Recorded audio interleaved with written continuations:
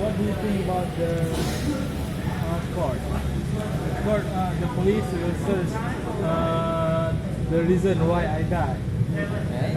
And And then you know that I'm the one Yeah. responsible for that. Yeah. Yeah. Okay. I will bribe them, and they will make decision that I'm not the one who is responsible for you. Or if they don't want to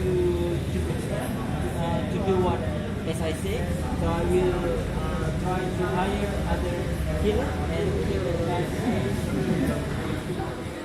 Because I have a lot of money, even though I'm in jail, so I will hire a lot of killers to kill somebody who are not agree with. Doesn't agree with. You have a psycho mind.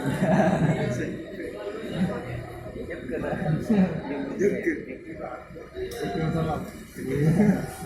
Yung Okay. salam. Di ko.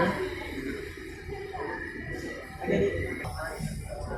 Don't say that we don't need money. We need money, but because money can, it depends on our desire. As Ariel says, that money is like a knife.